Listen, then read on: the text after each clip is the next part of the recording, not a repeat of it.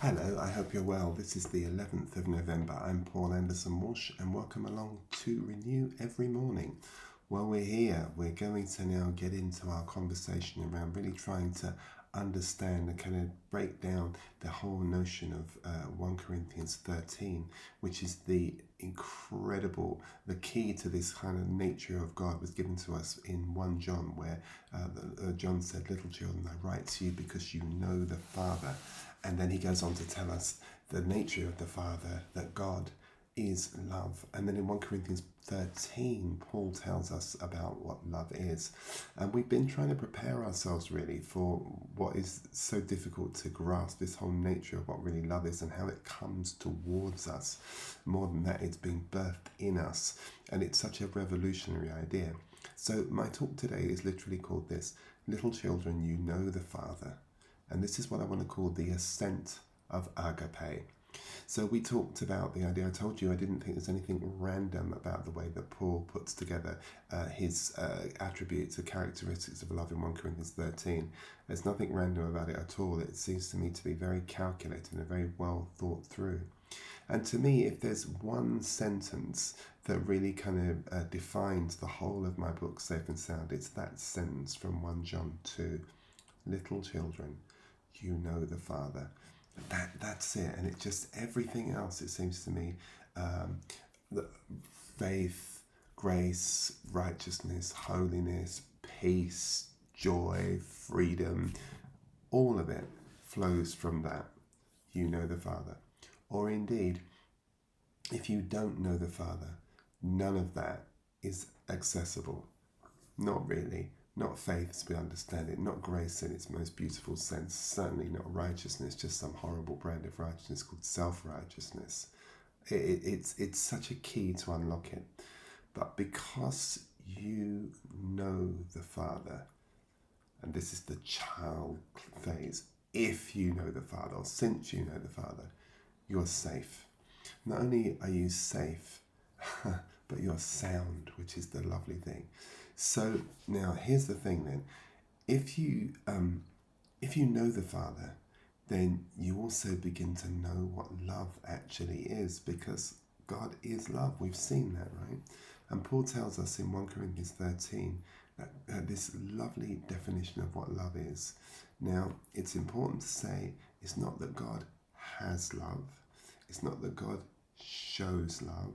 It's not that God even does loving things. But love is what God is. And this, I can't overplay this hand. It's just not possible to. Love is what God is. So when Paul describes what love is like, he's not giving us a list of behaviors that you and I need to imitate. He's giving us a revelation of the Father's nature. And I'm telling you, once you get these things in your soul, once you get locked in with these things, oh my goodness, everything changes. This is not and must never be seen as a moral ladder that we need to climb. It's a portrait of a God who's come down to us. It's what I call the Ascent of Agape, which in truth is the descent of the Father's heart into us. Now just listen to these characteristics. They stack, and I'm going to show you why they're not random. Love is patient. Love is kind. Love cannot, doesn't say doesn't, says cannot envy. Love does not boast. Love is not proud. I mean, these are big statements, aren't they? Love is not rude. Love is not self-seeking. Love is unprovokable. Love keeps no record of wrongs.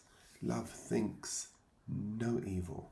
Love rejoices in the truth. Love bears all things. Love believes all things. Love always hopes, always perseveres, and never fails. Well, I want to show you this in groupings, which I think might be quite helpful for us. And the first grouping, or the first section, if you like, I'm going to call restraint. And this is about the Father's steadfast temperament, the steadfast temperament of love. Paul begins by saying these two things. Love is patient. Love is kind. Now, patience and kindness are the kind of, if you like, the first colours that Paul wants to paint on the canvas of God's, this portrait of God.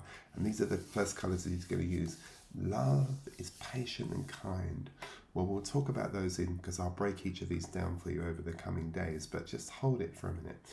But this is saying, this is not a God who kind of rushes in. This isn't a God who scolds us for being slow to learn. But this is about a Father who waits gently until we see ourselves as he sees us. And there's no time limit on that. It's not time bound. It's as long as it takes. He'll even go down into hell with us, such as it is. It just doesn't matter.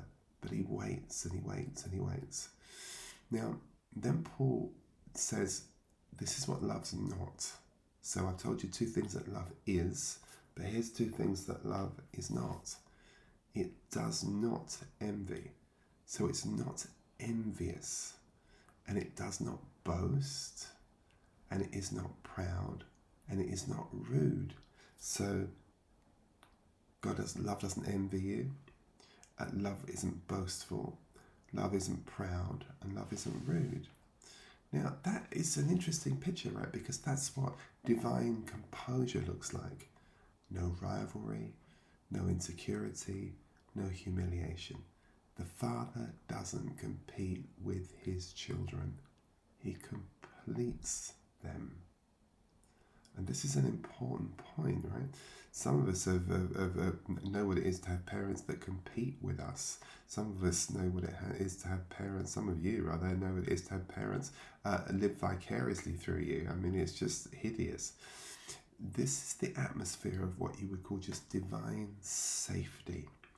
It's what the child of God breathes in every single moment of every single day. This unhurried, unrushed, undemanding kindness of God, who is never offended by our slowness. So that's that first section, restraint. But the second section I would call relation. And this is the kind of father's posture towards his children. Love, says Paul, is not self-seeking. It's not easily provoked. In fact, it's unprovocable.